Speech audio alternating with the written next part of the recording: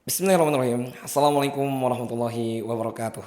Alhamdulillah. Allahumma salli ala Sayyidina Muhammad wa ala alihi wa sahbihi wa barik wa sallim.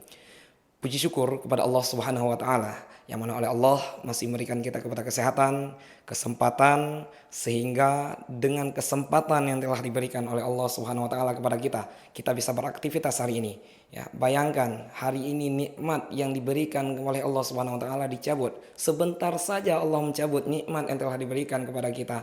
Bayangkan apa yang bisa kita lakukan? Tidak bisa kita lakukan apapun, ya.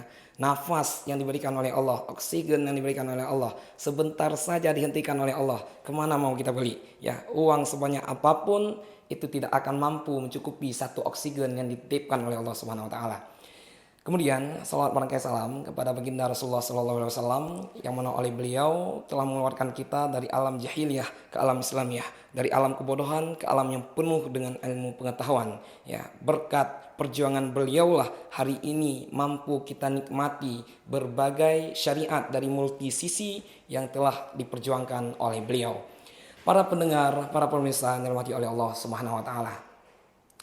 Ramadan hari ini ya perlu kiranya kita mempersiapkan diri kita dari berbagai aspek.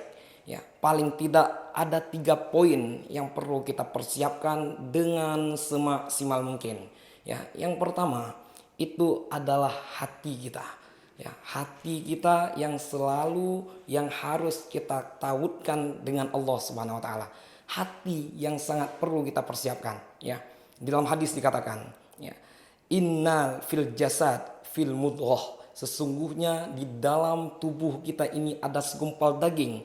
Idza salahat salaha jasadu kulluh. Apabila baik daging ini, maka baik kepada seluruh jasad kita. Idza fasadat fasada jasadu kulluh. Apabila rusak daging ini, maka rusaklah untuk seluruh tubuh kita. Wahia qalbu, dan itu adalah hati kita. Ya. Para jamaah yang dimati oleh Allah, para pemirsa sidang pendengar yang dimati oleh Allah, hati, ya, melalui hati inilah ya kita berbuat baik. Ketika hati kita ini baik, maka semua tindakan kita mulai dari ujung rambut sampai ujung kaki, kita akan potensi 99% itu akan menjadi lebih baik, akan tengarah kepada perkara-perkara yang sifatnya ibadah kepada Allah. Yang kedua, yang perlu kita persiapkan di dalam bulan Ramadan ini adalah ilmu, ya. Melalui ilmu inilah nantinya kita mengenal Allah. Melalui ilmu inilah kita mampu menjalankan amalan-amalan ibadah untuk mendekatkan diri kepada Allah. Karena betapa banyak ikhwah fillah sekalian, ya, teman-teman kita di luar sana mengerjakan amalan ini, amalan itu, tapi tidak dilandaskan dengan ilmu. Apa yang terjadi? Ya, amalan itu akan ditolak oleh Allah. Maka nggak salah kalau dikatakan dalam sebuah kaidah, al-amal bila ilmu kal kazib.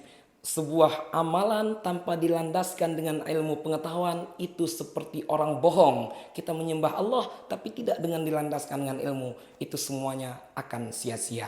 Maka perlu yang namanya ilmu.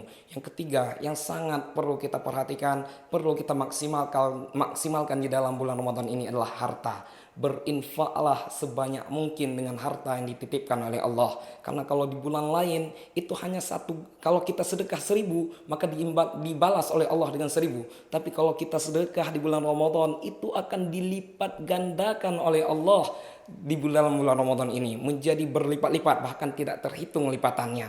Ya, dengan harta inilah mudah-mudahan dengan harta yang kita dapati ini yang diberikan oleh Allah mampu meluluskan kita nanti di yaumil akhirah kelak hingga mencapai ridhonya Allah.